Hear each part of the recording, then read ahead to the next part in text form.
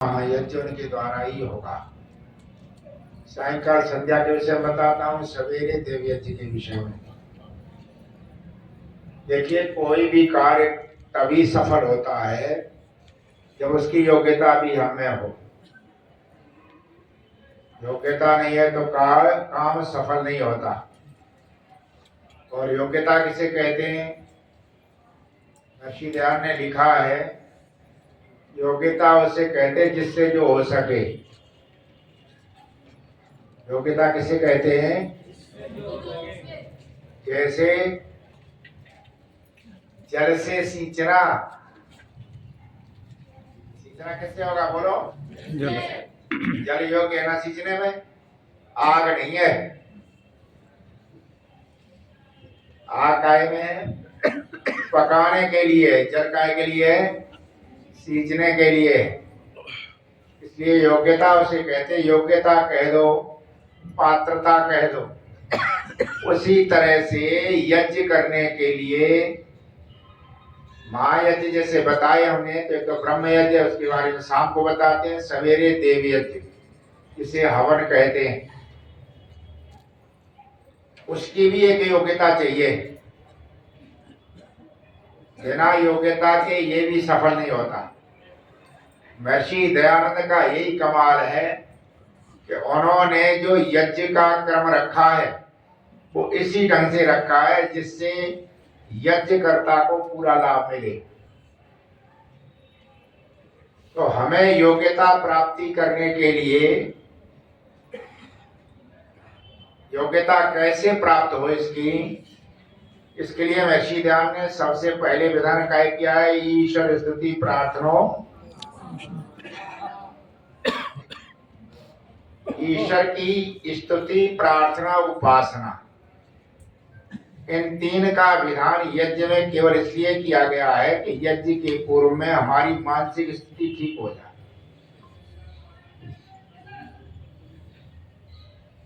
और इसमें पहला मंत्र जो स्वामी ध्यान ने दिया है वो है, विश्वानि देव सवितर दुरितानि परासो यद भद्रम तन्न आसो। ये प्रार्थना मंत्र है। 8 मंत्र 3 भागों में विभक्त है, स्तुति, प्रार्थना और उपासना। तो पहला मंत्र क्या है बोलो? प्रार्थना का। इसमें प्रार्थना की गई है परमात्मा से, और प्रार्थना काय की गई है? विश्वानि देव सवितर दुरितानि परासो। मैंने कई बार शायद प्रवचन में भी बताया है कि जो वेद मंत्र में प्रार्थना की गई है उस प्रार्थना को पूरा करने का उपाय भी वही वेद मंत्र देता है। जिस मंत्र में जो प्रार्थना है वो प्रार्थना पूरी कैसी होगी ये बात में वेद मंत्र में ही बता दी जाती है। जो संबोधन होता है जिसको, वो उसी ध्येय के लिए होता है। जैसे लोक में व्यक्ति के अनेकों नाम होते हैं, जब हम उसके पास जाते हैं तो हमें जो आवश्यकता होती है उसी के अनुसार हम उसे पुकारते हैं। जैसे हम बीमार हैं तो जाएंगे तो क्या कहेंगे? वैद्य जी। नाम नहीं लेते। यदि हमें मुकदमा में जाना है, किसी से राय लेनी, तो वकील साहब कहेंगे। मतलब जहां जैसी आवश्यकता होती वैसे ही। उसी तरह से उपासक जब बैठता है तो सबसे पहले उसे ये पता होना चाहिए योग्यता अर्जित करने के लिए कि हम में कमी क्या है। उपासक वो होता है जो ये जाने हम में कमी क्या है। यदि कमी का ही पता नहीं तो उपासना का ही करेगा। पहले कमी क्या है, पर दूसरा ये है कमी दूर कहाँ होगी। तो दो चीज होगी, पहली क्या है? कमी है क्या हमारे अंदर, और दूसरा ये कमी दूर कहाँ होगी। और तीसरा है कि जहां कमी दूर करने के लिए तू जाना है उसमें कमी दूर करने की योग्यता है या नहीं। जहाँ जा रहा है वहां कमी दूर करने की योग्यता है या नहीं, और तीसरा है कि वो हमारी कमी को पूरा करना चाहता है कि नहीं। तो इन्हें चार चीजें होनी चाहिए। पहली क्या है, अपनी कमी का पता। संसार में अधिकांश लोग इस क्षेत्र में, आध्यात्मिक क्षेत्र में तो बिल्कुल भ्रमित ही है। कमी पता नहीं होती है, प्रार्थना चल रही है। यशोदा जी कभी गा रहा था ना, बहुत बढ़िया भजन गा रहा। तो उदय वीर और अमी चंद जो शब्द की योजना है, जो लेखक ने लिखी है, उस योजना को संगीत के माध्यम से प्रस्तुत करने में ही आनंद ले रहा था। वह यहाँ तक ही संबंध है, इससे आगे संबंध नहीं है। बोला अपने आप ही कर रहा। एक बार मेरे पास पहुंच गया ही कमर में, अब जिसे कोई जरूरत थी तो हाथ जोड़ के बैठ गया। को कैसे आए हो? तो कहा कि तुम दुख दूर करो हमारे। बोला हमारे दुख दूर करो। मैंने कहा तू हमसे दुख दूर करने के लिए आया, प्रार्थना करने, तू रोज हवन में गाता तो है, ए ईस सब सुखियों कोई ना हो दुखारी। तू तो रोज गाता है, यहाँ को आया वो कहना है तो पैसा नहीं गा। प्रार्थना थोड़ी है, पैसा मिल जाते तो हम गा देते, समझे ना। ठीक है यार, पैसा मिलते तो गाते। उसी तरह से गीत जो है, जो गाने वाला जो मस्त हो जाता है ना, वो केवल गीत के उसमें होता है जो जो उसने लिखा है, और लिखा है उसके संगीत पे फिट बैठता है। तो गाने वाला तर्ज को जानता है, उसमें मस्त हो जाता है। अब मस्त हो जाने के लिए कहाँ क्या है क्या नहीं है, इससे कोई मतलब नहीं रहता उसका। हमारे यहाँ बहुत से ऐसे हुए जिनके अधिकांश गीत आते हैं बेमोल के। बेमोल के बहुत गीत बेमोल हैं, कई ये लेकर के बहुत गीत गाए जाते हैं। और बेमोल ऐसी की बढ़िया चीजें लिखी, और बेमोल का जीवन थोड़ी ऐसा था कहीं भी लठ बजाए। लिखी थी उसने बढ़िया, पहिए उसमें प्रतिवादी लिखने। ब्याह हुआ नहीं था बेमोल का, बुद्धिमान तो था ही, ब्याह हुआ नहीं था। बाद में कहीं से ले आया। मैंने एक बार कहा बेमोल जी तुम तो गाते बहुत बढ़िया हो, तो ब्याह तो हुआ नहीं। कहते क्या तुमने किया नहीं, हुआ नहीं, कि आए देखने। तो बेमोल जो है शकल के बहुत मध्य थे, गीत बहुत बढ़िया। क्यों कहा करते तो जमाने में कि हम यही शकल के बाहर तो दो ही आदमी है। बेमोल कहते एक हमारे एक जगजीवन था।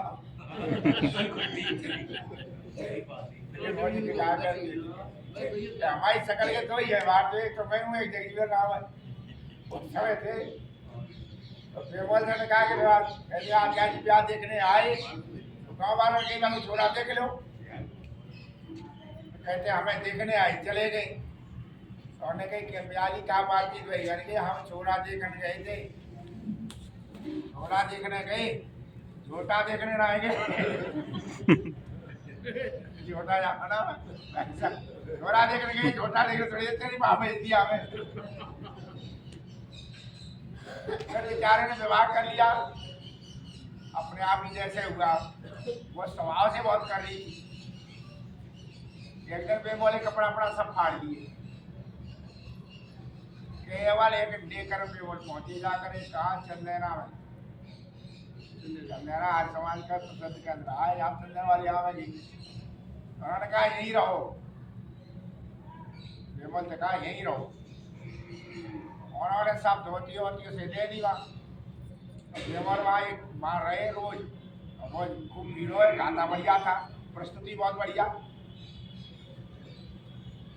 और तुरंत बैठ के बना लेता था। बेमोल का भजन कितना भजन है जो उसने बनाया। उसने एक भजन बनाया, भाई बैठ के इसी वेदना में संसार बसा कर देख लिया, संसार हमारा हो न सका। परिवार बसा कर देख लिया, परिवार हमारा हो न सका। तो ये आखिर भाई मैं मंगाया बड़ी वेदना से वहाँ, लोगों को बहुत बढ़िया लगा। अच्छा, शाम को रोज कार्यक्रम होता था। दूसरे दिन जो है बेमोल ने जैसे ही गाने बैठे, लोगों ने कहा बेमोल पहले वो सुना दे कल वाला। परिवार बसा कर देख लिया, परिवार हमारा होने से कहा, बेमोल ने सुना दिया। तीसरे दिन फिर वो 2-3 घंटे सत्संग रोज होता। तीसरे दिन जनता फिर आई, 2-3 ने कह दिया बेमोल वही वाला ही पहले सुना दे। कौन सा? वही वाला, परिवार बसा कर देख लिया। अब तीसरे दिन बेमोल ने कहा कि भाई अब हमें कहीं शांति आ गई है। लोगों ने कही क्यों? कि सब जाए गीत को सुन रहे थे, हमारा आज पिट रहे, सब पिट रहे।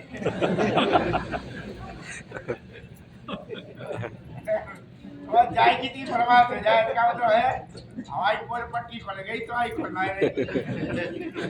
ना दुखी समय ने इसी गीत को सुन रहे, तू देख सुन लो। और बेमोल जब गीत गा तो होती है कि लेखक लिखता है, लेखक भाव में लिखता है। जरूरी नहीं कि लेखक ने लिखा है तो लेखक वैसा ही, जरूरी नहीं गाने वाला वैसा ही हो। हमारा उद्देश्य क्या रहता है कि बढ़िया गीत है, उसके भाव है, उसे जीवन में उतार। लाभ तभी मिलेगा केवल गाने से तो मिलेगा। उसी तरह से प्रार्थना करो, कोई भी प्रार्थना करो तो प्रार्थना का पूरा भाव हमारे अंदर आना चाहिए। तो कह रहा प्रार्थना का मतलब क्या होता है? प्रा माने अत्यधिक उत्कंठा से, अर्थना मांगना, बहुत उत्कंठा से मांगना। आप रोज विश्वाणी देव करते रहिए, कुछ नहीं होना। ऋषि ध्यान का सबसे प्रिय मंत्र था ये। वेद भाष्य के एक कहा भी अध्याय शुरू किया, इस मंत्र को लिखा। क्यों प्रिय था? उन्हें पता था कि जब प्रार्थना व्यक्ति करता है, स्वामी जी कहते भी हैं तो प्रार्थना का मतलब केवल प्रार्थना नहीं करनी है, उसके अनुसार मेहनत भी करनी है, उद्योग भी करना है। केवल प्रार्थना करते रहोगे तो बात बनेगी नहीं। गाड़ी खराब हो जाए, ड्राइवर चला रहा हो, गाड़ी खराब हो जाए और धक्का लगाना पड़े, और तुम बाबूजी बन के खड़े रहोगे तो जने धक्का लगा दो, कोई नहीं लगावे। कोई लगाएगा? मन में ही नहीं जाएगी। अच्छा, तुमने धक्का लगाना गया तो पसीने पसीने हो रहे, दूसरे पे आ जाती है भाई बेचारा लगा हुआ है, नहीं तो दूसरा भी धक्का लगा देता। आपके बाबूजी पर ने धक्का नहीं लगता। उसी तरह स्वामी दयानंद ने कहा है कि आपकी प्रार्थना स्वीकार कब होगी? जब आप भी पूर्ण पुरुषार्थ करें। आप पूर्ण पुरुषार्थ करते नहीं, प्रार्थना करते तो प्रार्थना सफल नहीं होती। कि बच्चे खूब प्रार्थना करें लेकिन पढ़े नहीं, प्रार्थना कैसे सफल हो जाए? भाई पढ़िए, और पढ़ने के बाद में फिर ईश्वर ऐसी मानसिकता देता है, सफल देता है, प्रार्थना सफल हो जाती। तो पहले तो हम समझे प्रार्थना है क्या। जब तक तीव्र उत्कंठा नहीं हो जाती तब तक प्रार्थना नहीं सुनी जाती। हमारी अधिकांश प्रार्थनाएं झूठी है। आपने देखा होगा घर में बालक होते छोटे छोटे, माँ ने अभी बालक को खिलाया पिलाया, दूध पिला करके वो कर दिया, वो काम में लग गई। अब बालक रो रहा, माँ खूब जानती है कि ये बकवास वैसे ही रो रहा है। अच्छा, नकली रोता है बालक, दूर से दिखाई देता है। नकली रोवे यूं करके दूर दिखाई दे, रो रही है, बेकार रहा है। तो ये क्या है कि जब नकली होता है तो माँ उठती नहीं है, और जब वास्तव में लगी हो, जब वास्तव में होती है वो रोना का, अब वो रोना अलग ही होता। और जब वो रोना होता है माँ 100 काम छोड़ कर उठती है, सारे काम छोड़ देगी, वहां पहुंच जाएगी जाकर। तो हमेशा ध्यान रखो, जब प्रार्थना हमारी उत्कंठापूर्ण तीव्र प्रार्थना हो, वास्तव में हमारे अंदर वो हो, तब तो प्रार्थना पूरी करता, परमात्मा तो नहीं करता। इसलिए यज्ञ आदि बैठ के वही प्रार्थना हमें करनी है जो वास्तव में हम चाह रहे हैं। जैसे हम परेशान, और हमने देखा है लोग गीत गाते रहते हैं, वो करते रहते हैं, भावना से कोई मतलब ही नहीं रहता। एक जगह पर हमें मकान के उद्घाटन के लिए बुला लिया, बहुत बढ़िया मकान बना, बहुत ही बढ़िया शानदार बनी, करोड़ों रुपए लगाया होगा, बच्चे भी ठीक है, सब दुख थी, लेकिन जो उद्घाटन जिन्होंने कराया था वो आर्य समाजी ना है, वो तो केवल हमसे प्रभावित थे। उन्होंने ये कहा ना मुझे आचार्य से उद्घाटन कराना और किसी से कराना नहीं। तो मैंने कहा ठीक है मैं आ जाऊंगा, पर मैंने कहा देख लेना ये पूजा पाठ वैसा नहीं करता हूँ, हमें चाहिए होगा जो आप करेंगे वही होगा। और साहब उद्घाटन जब करा दिया, अब माताएं जो है इन्हें ये धर्म कर्म में पहली आगे रहती और बहुत सी चीजें इन्हें रखी पड़ी है। और माता बोली आचार्य जी ने आरती तो कराई ना है। आरती तो जो घर की मालकिन थी, पत्नी थी, वो बोले कि बूढ़ी जी कोई दिक्कत नहीं आरती कर ले, कोई दिक्कत नहीं करो आरती। उन्हें आरती करी। आरती तुम जानती हो क्या है, ओम जय जगदीश हरे, ओम जय जगदीश हरे, भक्त जनों के संकट तुमने घर में दूर करे। पूरे भाव पूर्ण ढंग से पूरी प्रार्थना हो गई। प्रार्थना के बाद हमने की आरती हो गई, कहा हो गया, हम क्या भैया आ जा। और मैंने प्रार्थना ये करी है भक्त जनों के संकट, अब तुम का संकट है जो बता। मैंने कहा तो संकट का है तो बता। बढ़िया कोठी बनी है, बालक बढ़िया है, पति बढ़िया, सब बढ़िया है, करते जब प्रार्थना क्या करी। गुरु जी सब करे, हम सकल इतने कर ली, कोई मतलब तो है नहीं, तेरी प्रार्थना कोई मतलब नहीं। यही होता देखा दाखी करते, मतलब नहीं, जब कुछ है ही नहीं तो प्रार्थना मतलब क्या। ध्यान रखो प्रार्थना मैंने कब कही है, जब जब अंतर हृदय से सही पुकार होती है ना व्यक्ति, तब कहलाती है प्रार्थना। भगवान कृष्ण ने गीता में 4 प्रकार के भक्त कहे, उसमें एक आर्त भी है। उसमें भक्त कैसा है, आर्त। और आर्त कहते हैं दुखी को, और दुखी के हृदय की जो पुकार है वो कहलाती है आरती। दुखी के हृदय पुकार क्या कहलाती है, आरती कहलाती है। आरती वो नहीं है जो लिख दी है, किसी भी के भी दुखी के हृदय की पुकार क्या है, आरती। और जब आरती होगी वो पुकार होगी तो बस सुनी जाएगी। परमात्मा तो घट घट व्यापक है। दूर से हमारे यहाँ गौ माता बनी रहती, मैं 2:15 बजे उठ जाता हूँ, और एक गाय बड़े कातर स्वर से पुकारती। अच्छा गाय पुकारती रहती, तू पुकार अलग अलग होते, गायों की भी अलग अलग हो। प्यासी हो तो पुकार है, कोई बछड़ा पड़ जावे तो पुकार है। और वो बड़े उसकी पुकार ही गाय की बड़ी करुण पुकार ही। मैं पहले तो कहने लगा गाय चिल्लाती रहती मैंने, लेकिन दोबारा जब आया तो मैंने कहा ये तो पुकार दूसरी है। क्या मेरे पास ये पुकार दूसरी है, तो मैं बाहर से जाकर सीधे वो खोला, गेट खोल करके अंदर गया तो देखा गाय ब्याह गई है, नाली में बच्चा उल्टा पड़ा हुआ, ऊपर पैर है नीचे सिर है, और गाय बंधी हुई चारों चक्कर काट ली। ये पुकार गाय की बच्चे के लिए थी। और पुकार में उस पुकार में अंतर था। मैंने कहा गाय जी ढंग से पुकार रही है, कोई भारी संकट में है।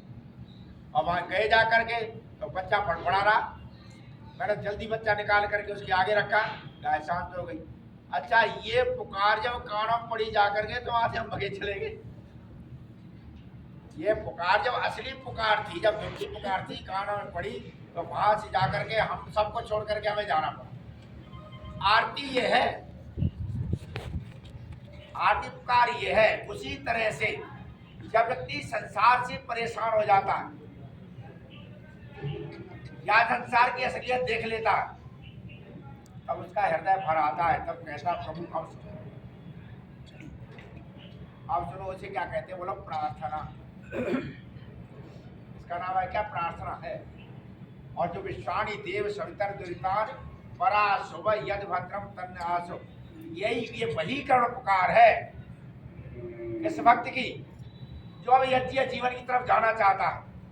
वो चाहता हम देवत्व की तरफ जाए, वो चाहता है कि हम भी अच्छे बने, और दुनिया की प्रताड़ना सहन करके अपने अपने कर्मों से दुनिया की कष्ट सहन करने के बाद में वो कहता प्रभु कर्म ऐसे हैं जो उधर नहीं जाने दे रहे, कर्म ऐसे हैं जो उधर जाने नहीं दे रहे। देखा व्यक्ति ऐसा फंस जाता है। सवेरे में पढ़ रहा, 2 युवक पकड़े गए, गाय में गांजा है, अब विचारों का जीवन ऐसा हो गया, गांजा ले जाना, पकड़ना, रोज जेल में जाना, मरना, कटना, यही तो रहेगा जिंदगी का। और है क्या उनका जीवन? आपको सौभाग्य ऐसा मिल गया है, अच्छे बढ़िया सौभाग्य, आप यहाँ आ गए। अब यहाँ आ गए तो ऐसे वक्त जो आ भी गए, वो कहते हैं मैं भी योग होना चाहता हूँ। काय का? देव यज्ञ करने का। मुझे भी प्रभु योग्यता दे। पर योग्यता आ क्यों नहीं रही है? आ इसलिए नहीं रही है योग्यता कि मेरे अंदर पता नहीं कितने जन्मों के कुसंस्कार भरे पड़े हैं जो मुझे ठहरने नहीं। जन्म जन्मांतर के संस्कार बने हैं जो मुझे यज्ञ में रुचि लेने नहीं देती, यहां मुझे आने नहीं देती। और ऐसी स्थिति में ऐसे भक्त समझता है प्रार्थना वही करता है ना जिसके अंदर दर्द हो। ऐसे वो समझता है इस प्रार्थना को कोई दूर कर सकता है, कोई हमें फल दे सकता है। तो कौन दे सकता है? अकेला प्रभु दे सकता है। ये प्रार्थना वही सुनी जा सकती है। ऐसी कर्म पुकार में वो बोल उठता है, विश्वानि देव सवितर दुरितानि परासुर यद भद्रम तन्नासु। यहाँ पुकार का की है देव। अंधकार है हमारे अंदर, अंधकार है, और हम देव की तरफ जाए तभी तो प्रकाश आएगा। देव का मतलब ही क्या होता है? जो स्वयं प्रकाशित है, दूसरों को भी प्रकाशित है।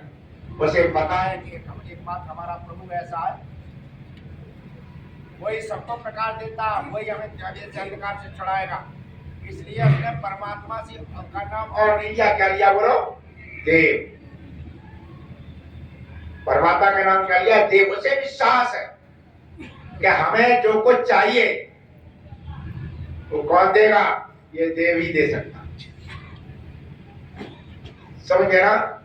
हमें चाहिए, देव दे सकता। और वो सविता है।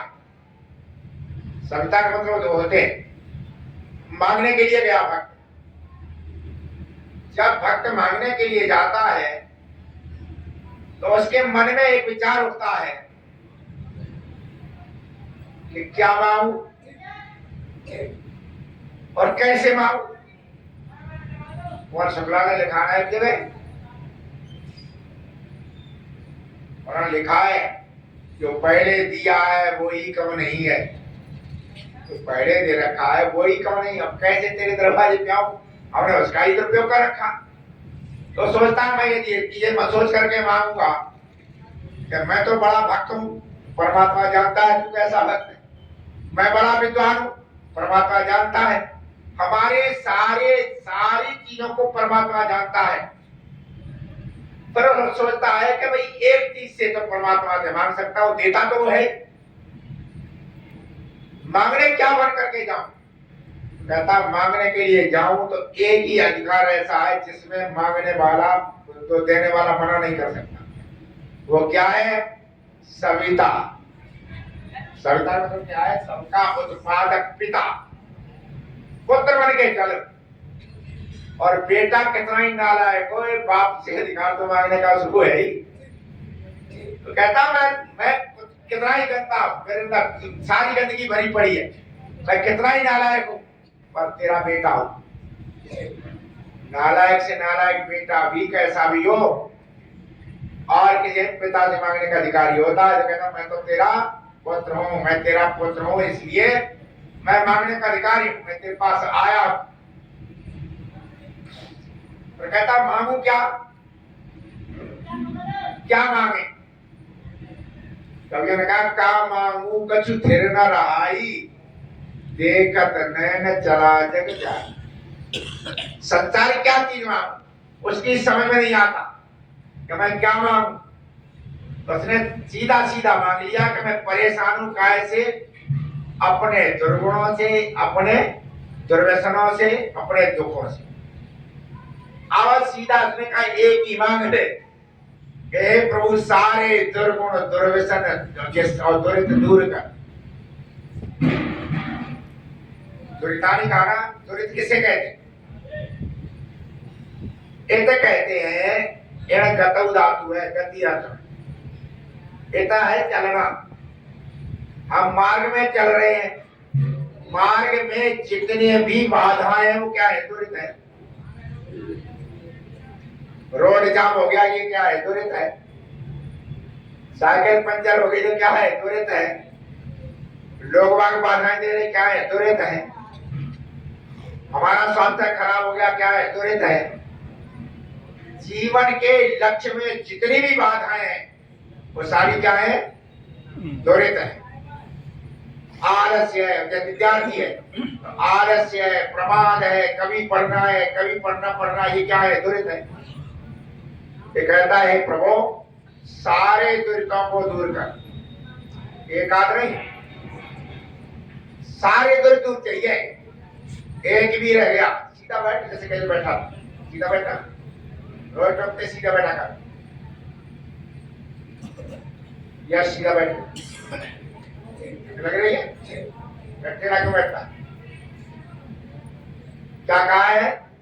एक आध नहीं, सब दुरित दूर कर दे, एक भी रह गया। ये ध्यान रखना, आप भी ध्यान रखो कि आपके जीवन में 100 अच्छाई है, लेकिन एक भी कहीं अवगुण रह गया,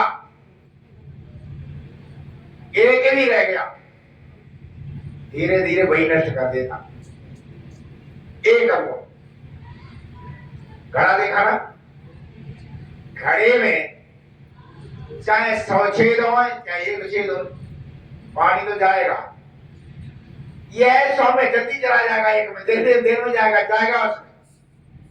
आप फलों में देखा होगा, मैंने देखा है, लौकी तोरी हम देखते हैं, एक दाग लग जाए धीरे धीरे पूरी सड़ जाती। एक छोटा सा दाग हो जाएगा, खेत में देखा होगा आप लोग, बहुत तो किसान है तो पहलवान जी, एक दाग लग जाएगा फल में और धीरे धीरे पूरा को सड़ा देगा। जब पूरा सड़ जाता, उसी तरह से एक भी कमी रह गई, वही हमारे नाश करने के लिए काफी है। इसलिए भक्त क्या कहता? कोई प्रभु कमी रहना पाए। जितने भी दुर्गुण है, जितने दुर्व्यसन है और उनकी वजह जो दुख है, मेरे से ये प्रार्थना ये दूर हो जाए। पर एक साथ और दूर करने की वो शर्त क्या है? वो शर्त है कि यहां लिख दिया है देव। प्रार्थना क्या कह के कहा गया? देव। देव के अर्थ यहाँ ये होता है ना, दुर्गुण दुर्व्यसन को देव का अर्थ होता है स्वयं प्रकाशित, दूसरा बात देव का एक अर्थ और है, क्रीड़ा विजिगीषाया। देव धातु तो अर्थ में क्रीड़ा, खेलने अर्थ में, और विजिगीषा जीतने की इच्छा। विजिगीषा है प्रबल जीतने की इच्छा। हमारे दुर्गुण दुर्व्यसन को दूर करेगा। उसके साथ कहा कि देव, तू भी देव पढ़, तुझे भी अपने दुर्गुण दुर्व्यसनों के जीतने की प्रबल इच्छा होगी। जब तक तू स्वयं देवत्व की तरह देगा, तेरी इच्छा नहीं होगी, तू स्वयं खड़ा नहीं होगा, तब तक परमात्मा नहीं कुछ कर सकता। तू भी जीतने की इच्छा कर। तो देव का मतलब क्या है कि तू देव बनने के लिए पढ़, अर्थात दुर्गुण दुर्व्यसन दुखों को जीतने की प्रबल इच्छा करने वाला भी देव है। देवत्व में वो भी आ जाता, दुर्गुण दुर्व्यसन उनकी जीतने की इच्छा करने वाला भी देव होता। मुझे घटना याद आती है, बहुत समय पहले की बात है, 17-18 साल। यहाँ हवन कराया